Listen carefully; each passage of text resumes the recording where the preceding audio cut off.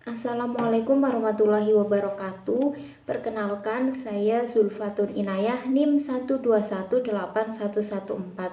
Di sini saya sebagai anggota kelompok 9 akan menjelaskan mengenai penyerapan fatwa DSN MUI ke dalam Undang-Undang Perbankan Syariah. Yang pertama yaitu mengenai proses transformasi fatwa DSN MUI ke dalam hukum positif. Proses transformasi merupakan tahapan pengalihan substansi fatwa ke dalam hukum positif yang berlaku pada negara yang bersangkutan. Prosedur itu juga berhubungan dengan sistem pemerintahan yang dianut, baik presidensial maupun parlementer. Tahapan itu secara teknis meliputi tahapan perencanaan, penyusunan, pembahasan, pengesahan, penetapan, dan pengundangan.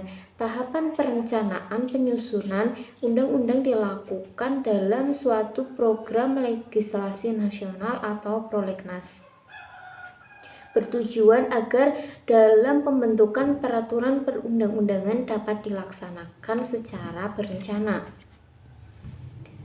Ada 3 hal yang perlu diperhatikan dalam proses transformasi fatwa DSN MUI ke dalam hukum positif. 3 hal tersebut yang pertama yaitu mengenai fatwa merupakan harapan umat Islam agar hukum Islam dapat menjadi hukum positif di Indonesia.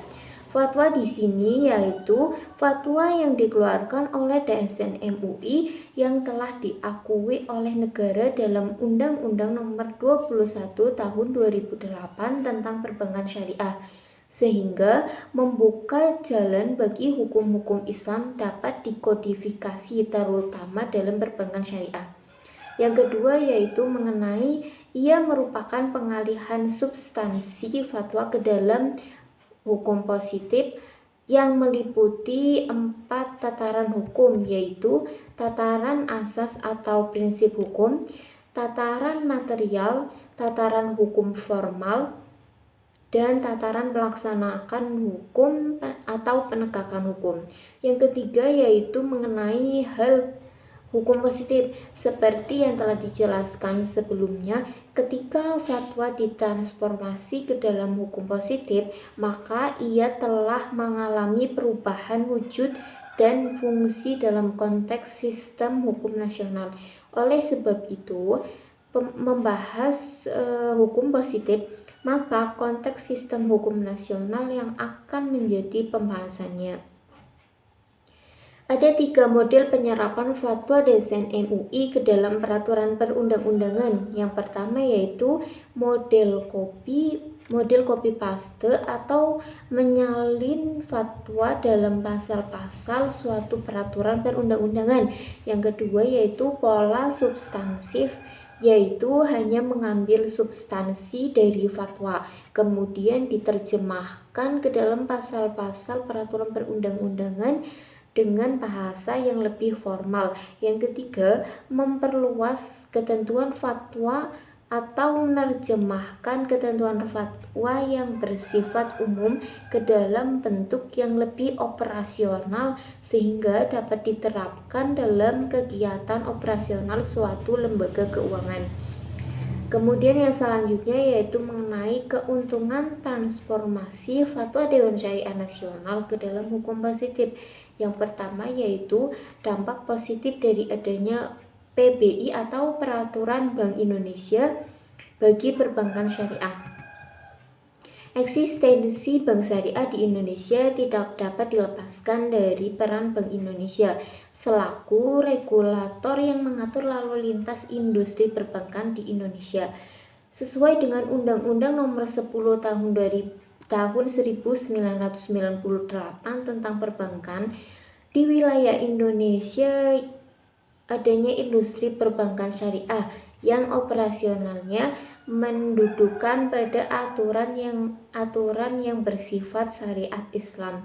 Artinya, pemain di industri perbankan sudah tidak dimonopoli oleh industri perbankan konvensional yang didasarkan pada instrumen bunga, Tetapi otoritas tinggi moneter sudah memberikan kesempatan bagi industri perbankan syariah untuk tumbuh dan berkembang di wilayah Indonesia dalam praktik perbankan syariah di Indonesia. Pada awalnya mendasarkan pada fatwa TSN yang dikeluarkan oleh DSN MUI. Yang kedua yaitu mengenai manfaat transformasi bagi perkembangan hukum Islam di Indonesia. Seperti dijelaskan sebelumnya, fatwa MUI memberikan pengaruh bagi tataran sosial kemasyarakatan bagi bangsa Indonesia. Hal ini menunjukkan dua hal penting. Yang pertama, fatwa-fatwa MUI memiliki makna penting dalam masyarakat Indonesia, khususnya masyarakat Islam. Yang kedua yaitu mengenai karena mempunyai efek atau pengaruh ke masyarakat sedemikian kuat, meniscayakan MUI untuk responsif atas dinamika dan kecenderungan di masyarakat, sehingga fatwa yang dikeluarkan diharapkan sejalan dengan kemaslahatan mereka. Penyerapan fatwa MUI ini ke dalam undang-undang dilakukan dengan cara mengakomodasi beberapa substansi nilai jenis-jenis transaksi menjadi prinsip syariah, seperti jenis penawaran palsu, menjual sesuatu yang belum dimiliki, menggunakan informasi orang dalam mengambil keuntungan, menimbulkan informasi yang menyesatkan, dan penimbunan. Demikian penjelasan dari saya, kurang dan lebihnya mohon maaf. Wassalamualaikum warahmatullahi wabarakatuh.